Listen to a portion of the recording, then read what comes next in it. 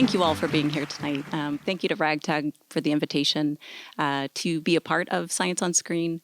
I wanted to start before beginning the presentation just to say a little bit about the lens that I bring to this conversation. And I really do hope this can be a conversation tonight. So the type of science I do, this is Science on Screen, I'm a social scientist, and what social scientists do is we are generating research to looking at social problems. And our goal then is to try to come up with better practices, programs and policies. And so my work my research has been focused on the human impacts of extreme weather.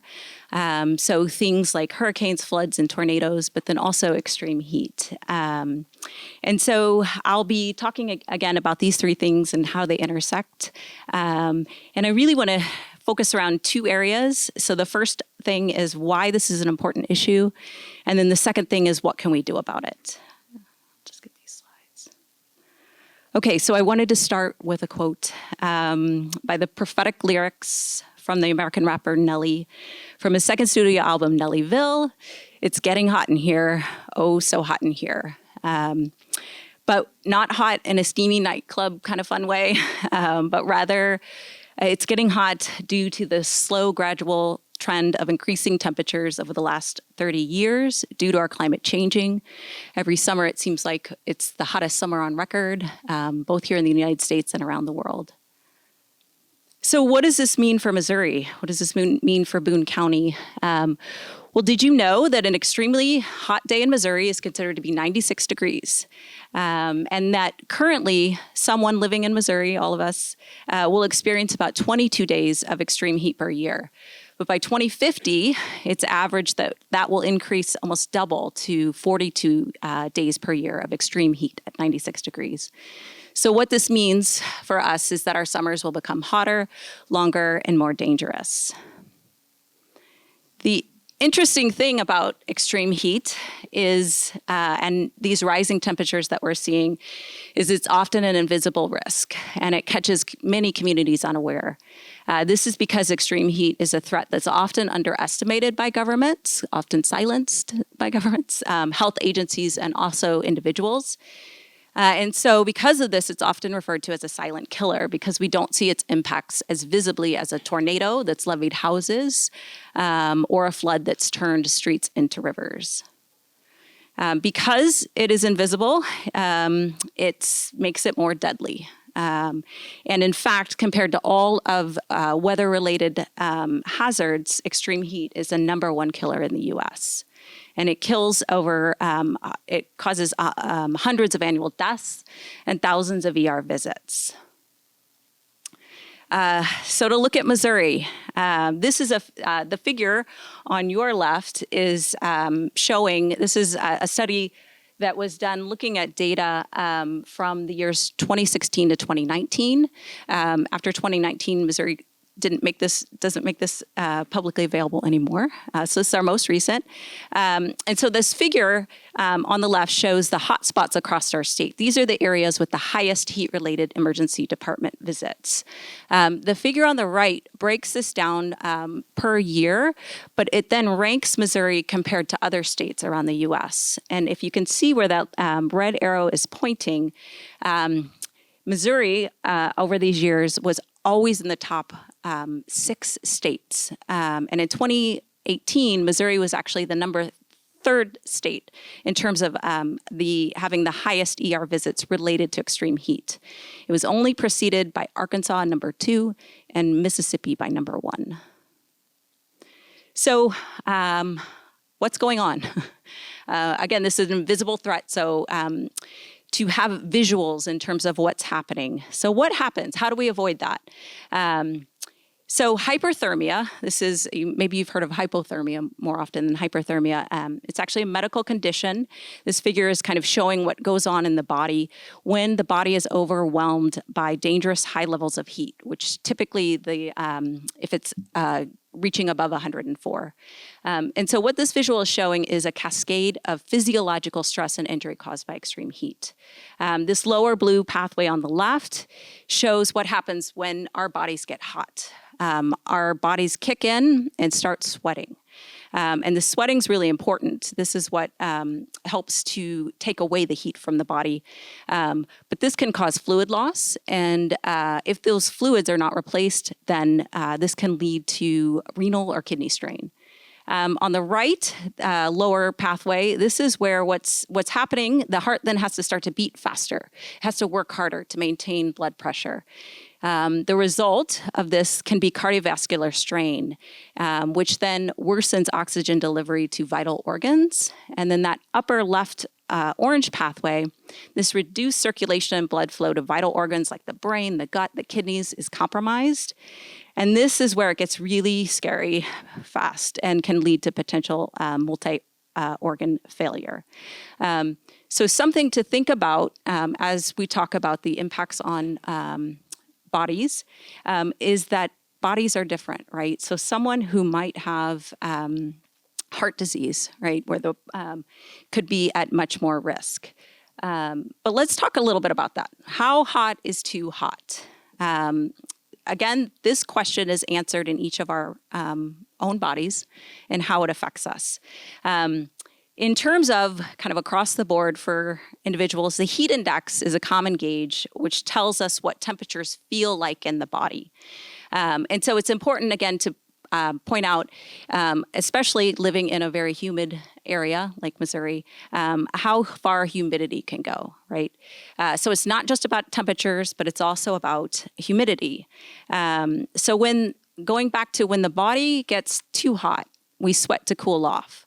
And this sweat has to evaporate. It turns into a vapor and it leaves the skin.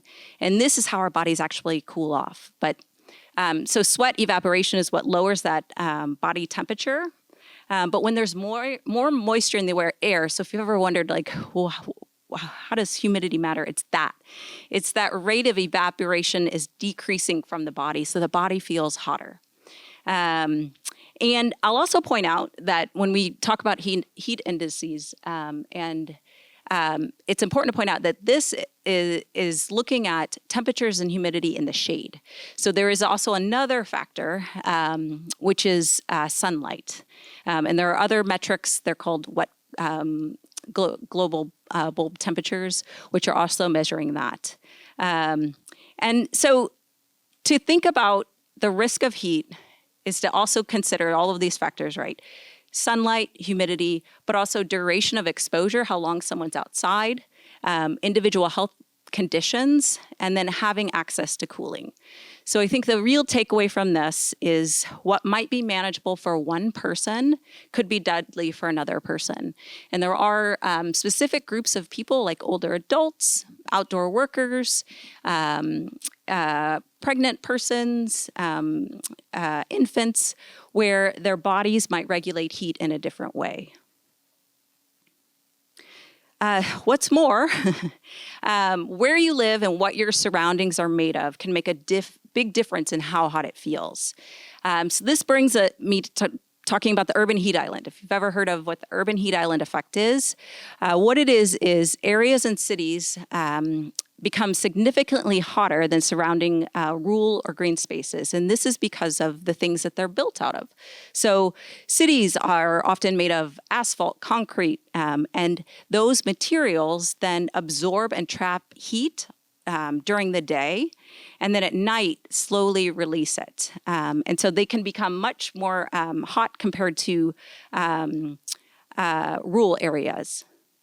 And so to kind of bring that point home a little bit more, in terms of the urban heat island effect, on the left, these are some images that I took using a thermal imagery camera. And these are of two different downtown locations, just a couple blocks apart. The top image is of an unshaded area near an interstate, and the surface temperatures were 106 degrees, compared to the bottom images, which are of a park that had more shade and trees, and it was as much as 14 degrees cooler. The image on the right, we could see these differences in our own city of Columbia. In 2022, the city did a Show Me Heat Watch campaign, and this was where they mapped, they used citizen scientists. I did the same thing in Knoxville, Tennessee, the same year. And anyway, what you can see looking at this image are the hot spots, the areas, I believe is as much as a 10-degree difference. And you can see the urban, so the central part of Columbia is one of those hot spots, North Columbia. But it can really kind of bring home that what our environments are made of also impact our experiences of heat. Furthermore, some neighborhoods within a city are often hotter due to historical discriminatory practices known as redlining that happened nearly a century ago. This is a redlining map of Kansas City, Missouri. So if you're not familiar with what redlining was, it was a discriminatory practice where bankers, insurers, and government agencies systematically denied loans, insurance, and other services to residents of certain neighborhoods. So they deemed these areas highly attractive neighborhoods, which were white, wealthy neighborhoods, all the way down to what they deemed as not attractive. They marked those as red. And a nationwide study went back to all of the redlined cities in the U.S., found that 94% of formerly redlined areas have much higher temperatures than non-redlined areas, some as much as 13 degrees. And this has to do with the disinvestment that has happened. And so redlining has led to long-term disinvestment, still impacting us today, resulting in fewer public resources like parks, green space, and tree canopy coverage. This is an image on the left of St. Louis. It's redlined maps, and as you can see, compared to the right, this is it's called the Tree Equity Score. It's showing if you can compare these two, and formerly redlined areas have lower tree equity. And again, this is what contributes to hotter temperatures, also contributes to poor air quality,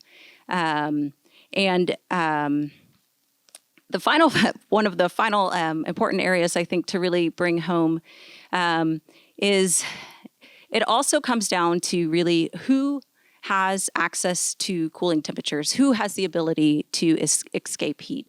You know, every heat injury or fatality is essentially preventable, right, by having cooling spaces that we can go to.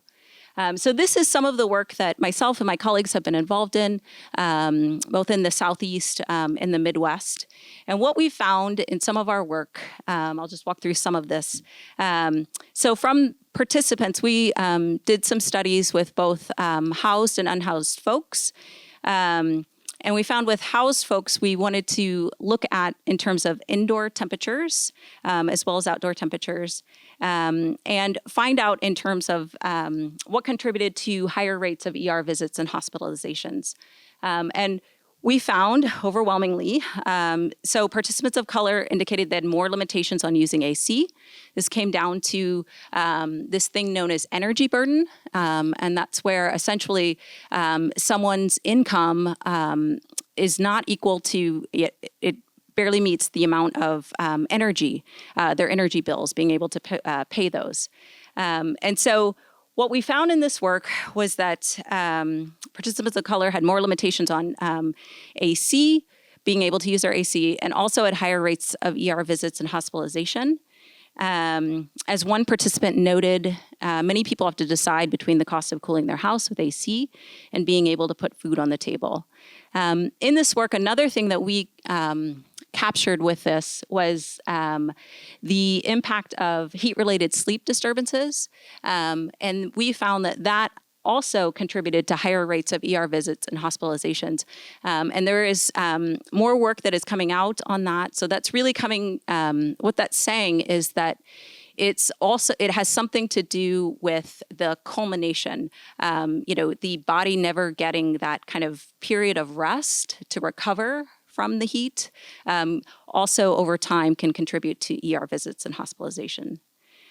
We also looked at work with unhoused folks. And so these were folks who it was very difficult to escape the heat. And one of our participants noted one of the biggest problems that they have is access to water. And so one wrote, one of the biggest issues we have out on the streets is we don't have enough water or enough fluids, and dehydration can become an issue very quickly. So the takeaway from this is that access and affordability to housing and energy use may be one of the most critical factors in determining who is safe during times of extreme heat.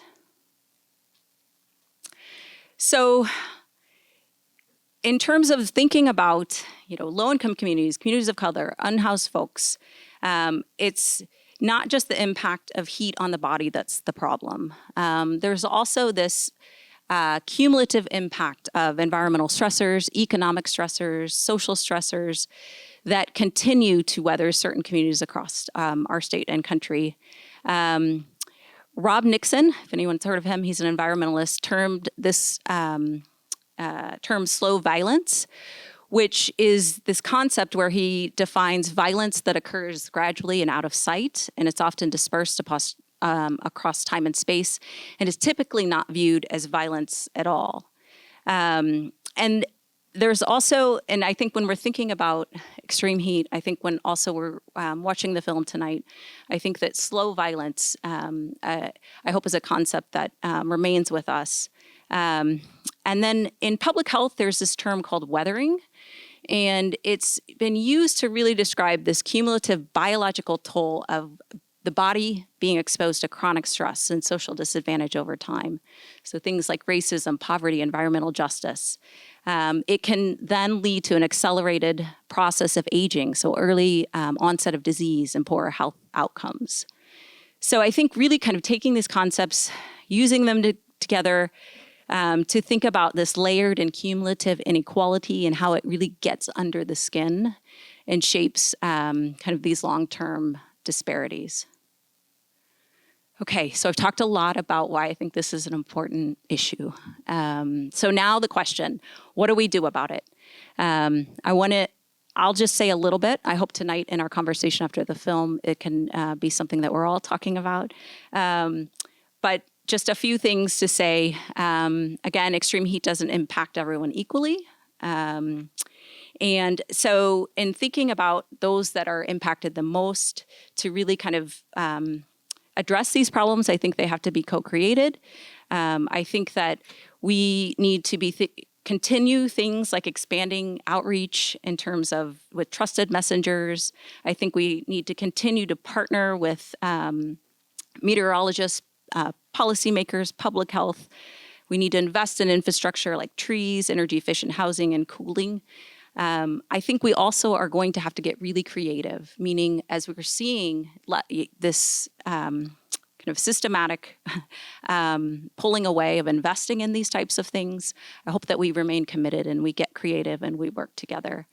I think this work is essential, and it's about making sure our city that we live in is livable and safe for everyone. So I want to shift now, trying to just kind of take some of these themes, and I'm not going to give any spoilers, but to just kind of connect this, I think, to the film that you're about to see.